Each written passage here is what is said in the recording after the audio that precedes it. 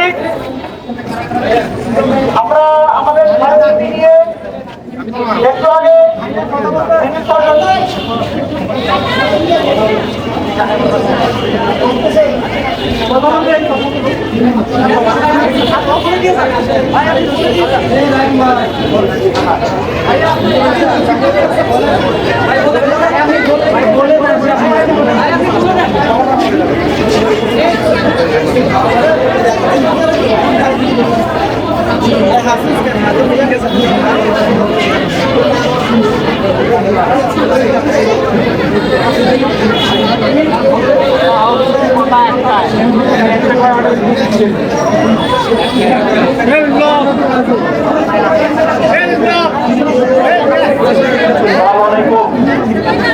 আমার প্রিয় ভাই বোনেরা, আমরা ভিতরে গিয়ে যা শুনলাম তা হলো এখানে আমাদের সিভিল সার্জন স্যার উনি নাই, আমাদের রিপোর্টিতে সিভিল সার্জন স্যার উনি রয়েছিলেন আর কি। উনি আমাদের চূড়ান্ত কোনো সমাধান দিতে পারে নাই। উনি বলছেন কিছুক্ষণ ওয়েট করো, আমাদের সিভিল সার্জন আসবে, তারপর তোমরা দাবি দাওয়াগুলো একদম চূড়ান্ত পাবা। আমরা সেই কারণে এখানে অবস্থান করবো। সিভিল সার্জন স্যার হয়তো কিছুক্ষণ পর আসবে, আমরা এই সময় এখানে শান্তিপূর্ণভাবে অবস্থান করবো। আর তারপর আমরা বাইরে আসার পরে আবার কোনো ডাকা হয়েছে, হয়তো আবার বলতে পারি তোমরা আবার আমাদের থাকো, ঈশ্বর ভালো কিছু হবে।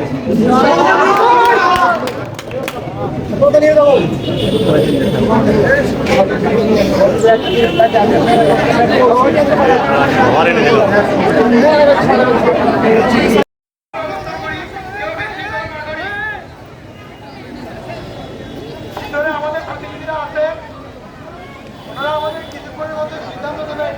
আপনারা সবাই শান্তিপূর্ণভাবে অবস্থান করুন, কেউ আমরা বিশৃঙ্খলা না করি।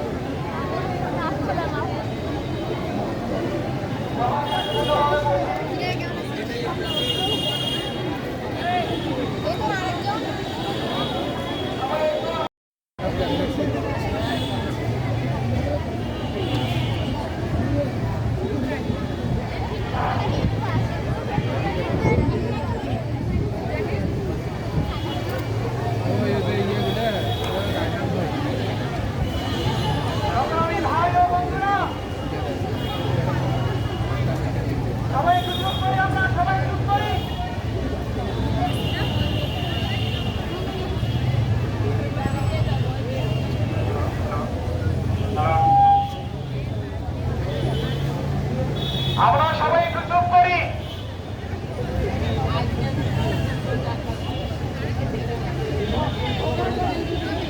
আমি সকলের দৃষ্টি আকর্ষণ করছি, আমরা সবাই একটু চুপ করি। আমরা কিছুক্ষণ আগে সিভিল সার্জন মহোদয়ের অনুপস্থিতিতে ডেপুটি সিভিল সার্জন স্যারের সাথে আমরা দেখা করেছি। আমাদের প্রতিনিধি ছিল সেখানে উপস্থিত। আমরা আমাদের দাবিগুলো তার কাছে উপস্থাপন করেছি। উনি বলছেন যে সিভিল সার্জন স্যার এই মুহূর্তে উপস্থিত নাই। ওনারা আমাদেরকে বলে সময় যাচ্ছে আমাদের কাছে যে আগামীতে তারা প্রতিনিধিদেরকে ডাকবেন, ডেকে একটা সমাধান করবেন। কিন্তু আমরা তাদেরকে বলে দিয়ে আসছি, আমরা যারা এখানে আছি তারা শান্তিপূর্ণভাবে কোনো ধরনের কোনো বিশৃঙ্খলা না করে এখানে অবস্থান করব, যতক্ষণ পর্যন্ত না সিভিল সার্জন স্যার এসে আমাদেরকে কোনো সমাধান দেবে।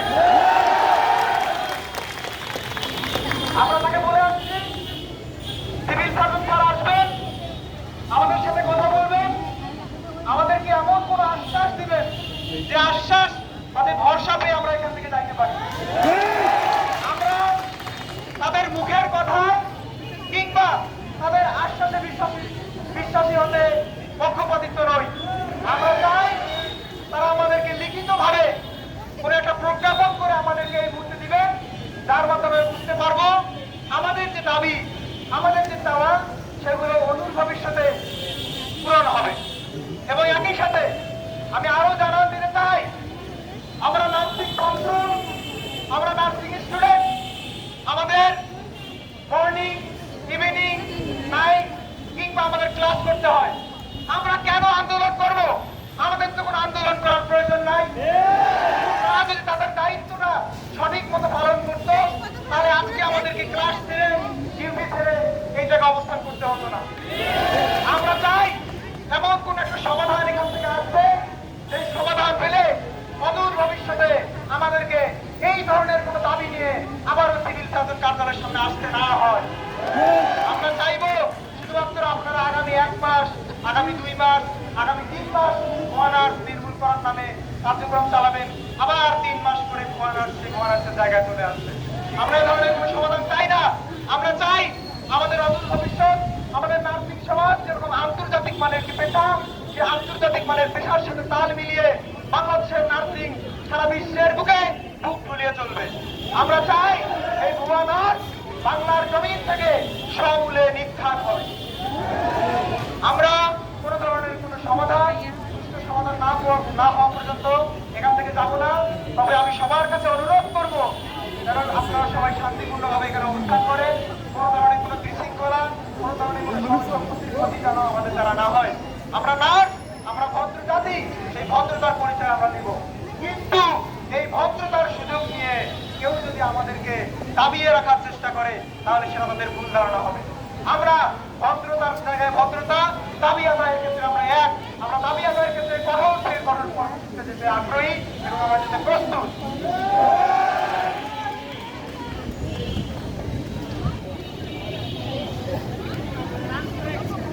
দাবি মোদের একটাই, ভুয়া নার্স নির্মূল চাই। দাবি মোদের একটাই, ভুয়া নার্স নির্মূল চাই। দাবি মোদের একটাই, ভুয়া নার্স নির্মূল চাই।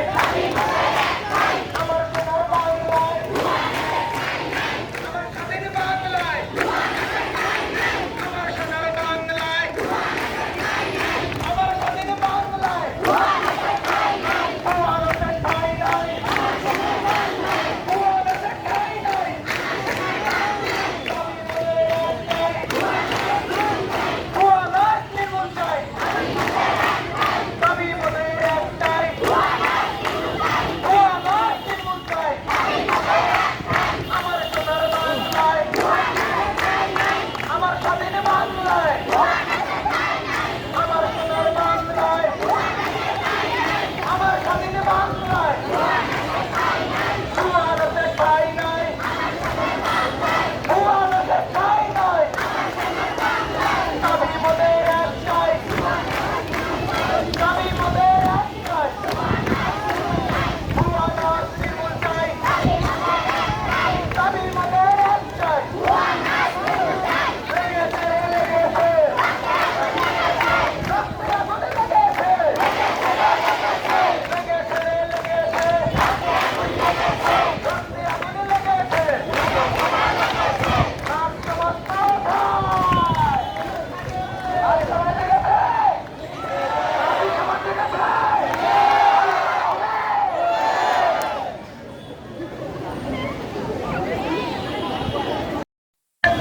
এবং স্টুডেন্ট নার্সেস ওয়েলফেয়ার অর্গানাইজেশনের জুনিয়র সহ সভাপতি, 8ম কার্যনির্বাহী পরিষদ।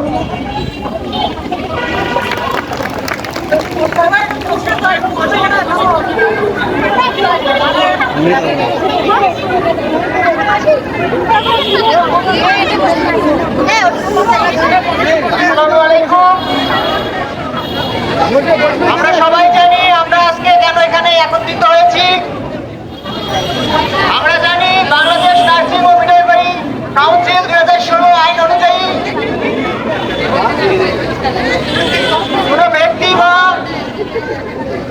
কোনো ব্যক্তি যদি নার্সিং এর সেবা এবং নার্সিং এর পরিচয় প্রদান করে কোনো নিবন্ধন ব্যতীত, তাহলে এই 2016 আইন অনুযায়ী তাকে অপরাধমূলক শাস্তি প্রদান করা হবে। আমরা জানি সারা বাংলাদেশে রাষ্ট্র সংস্কার আন্দোলন চলছে, এর ধারাবাহিকতায় স্বাস্থ্য সেবায় আমাদের এই ভুয়া নার্স নির্মূল আন্দোলন চলমান। আমরা চাই এই যে 2016 সালের আইন অনুযায়ী বাংলাদেশ নার্সিং ও মিডওয়াইফারি কাউন্সিল আইন 2016 আইন থাকলেও তা বাস্তবায়ন করা হয়নি। রংপুর সহ সারা বাংলাদেশের বিভিন্ন জায়গায় প্রাইভেট হসপিটাল বা ক্লিনিকগুলোতে নিবন্ধন ব্যতীত নার্স নিয়োগ দেওয়া হচ্ছে নামে মাত্র বেতন দেওয়ার মাধ্যমে। এটার মাধ্যমে শুধুমাত্র আমাদের যারা রেজিস্টার্ড নার্স আছি তাদের মর্যাদায় পূর্ণ করা হচ্ছে না, তাদেরকে একটি অপমানজনক এবং প্রতিপন্ন করার মতো সিচুয়েশনে ফেলা হচ্ছে। কিছুদিন পর পর শোনা যায় হসপিটালে অপকর্ম এসব এই ভুয়া নার্সের মাধ্যমে সংঘটিত হয় এবং যার ফলে আসল যারা রেজিস্টার্ড নার্স রয়েছেন, নিবন্ধিত নার্স, তারা প্রতিপন্ন হয়। হসপিটালের মালিকরা নামে মাত্র বেতন দিয়ে তাদেরকে নিয়োগ দিচ্ছে, যার ফলে আমরা এত পড়াশোনা করার পরে লাইসেন্স প্রাপ্ত হয়েও আমাদের উপযুক্ত বেতন এবং সুনির্দিষ্ট উত্তম জায়গায় আমরা নিজেদেরকে স্থান করে নিতে পারছি না। অবশ্যই অত্যন্ত লজ্জাজনক এবং আমাদের জন্য হুমকিস্বরূপ। তাই এখন এই সময় আমাদেরকে ঐক্যবদ্ধভাবে আন্দোলন করা। আমরা চাই সারা বাংলাদেশে অন্যান্য জায়গায় রংপুর, চট্টগ্রাম, খুলনায়, ঢাকার মতো যে আন্দোলন চলছে, রংপুরেও যেসব প্রাইভেট প্রতিষ্ঠানে ভুয়া নার্সদের নিয়োগ দিয়ে নার্সিং সমাজকে কলঙ্কিত করা হয়েছে তার দ্রুত নির্মূল করতে হবে এবং আইনগত ব্যবস্থা নিতে হবে।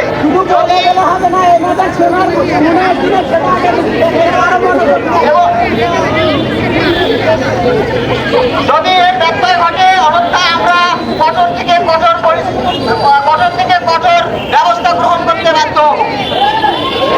এবারে স্লোগান হবে দাবি মোদের একটাই, দাবি মোদের একটাই, ভুয়া নার্স নির্মূল চাই, অ্যাকশন টু অ্যাকশন, দাবি মোদের একটাই,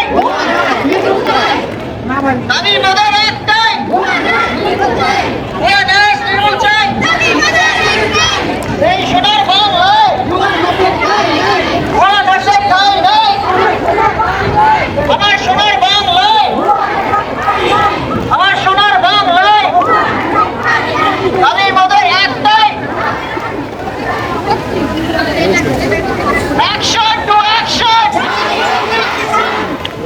অ্যাকশন টু অ্যাকশন, ভুয়া নার্স নির্মূল চাই, দাবি মোদের একটাই, দাবি মোদের একটাই।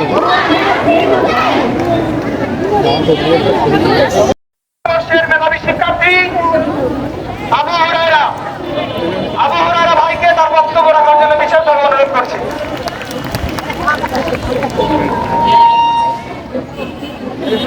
আসসালামু আলাইকুম। প্রিয় সংগ্রামী ভাই এবং বোনেরা, আমরা সবাই জানি আমরা এখানে একটা যৌক্তিক দাবি নিয়ে এসেছি।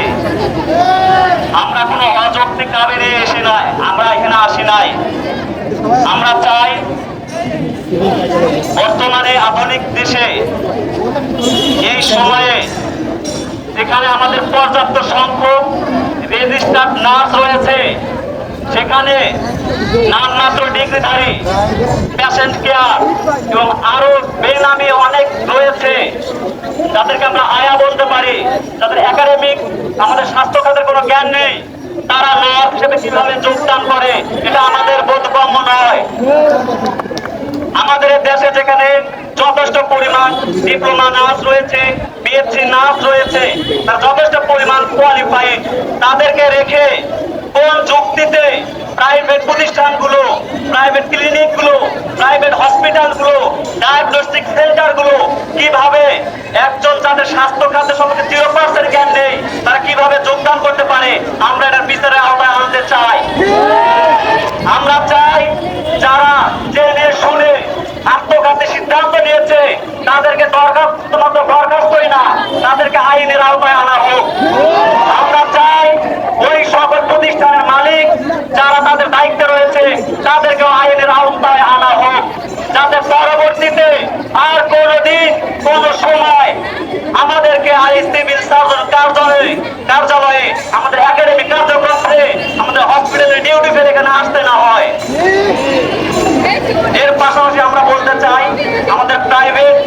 ডিপ্লোমা এবং আমাদের বিএসসি যে ভাই বোনেরা রয়েছেন, আমাদের আরো অনেক সুদূর প্রসারে চিন্তা ভাবনা করা উচিত। আমরা চাই আমাদের যৌক্তিক দাবিগুলো আমরা ধীরে ধীরে এইভাবে আদায় করতে পারি ভবিষ্যতে। এ বিষয়ে আমরা তোমাদের অনুরোধ করছি, তোমরা সবাই আমাদের যে কোনো যৌক্তিক দাবিতে আমাদের পাশে থাকবা। তোমরা কি যে কোনো যৌক্তিক দাবিতে আমাদের রংপুর নার্সিং কলেজ হোক বা যে কোনো প্রতিষ্ঠান হোক, আমাদের কথা জানা যে কোনো সময় যে কোনো মুহূর্তে কোনো যৌক্তিক দাবি আমাদের নার্সদের স্বার্থের দাবিতে আহ্বান করলে আমরা সবাই সেখানে উপস্থিত হবো ইনশাআল্লাহ। আমরা কথা দীর্ঘায়িত করব না। আমরা চাই আমাদের প্রফেশনের উন্নতি হোক। আমরা চাই যেখানে কাজ করবে আমাদের নার্স, সেখানে কোনো জ্ঞানহীন, স্বাস্থ্য খাতে তাদের কোনো জ্ঞান নেই এরকম লোক এসে আমাদের দেশের আপামর জনতা তারা যেন কখনো ক্ষতিগ্রস্ত না হয়। আমি আমার কথা এখানে শেষ করছি। ধন্যবাদ সবাইকে। আসসালামু আলাইকুম। ধন্যবাদ আবু হুরায়রাকে তার মূল্যবান এবং দিক নির্দেশনামূলক বক্তব্য রাখার জন্য। আমি এখন বিনীতভাবে অনুরোধ করছি দিক নির্দেশনামূলক বক্তব্য রাখার জন্য student midwife welfare organisation Rangpur nursing college রংপুরের সংগ্রামী সাধারণ সম্পাদক শাহিমা আক্তার দিদিকে তার মূল্যবান বক্তব্য রাখার জন্য।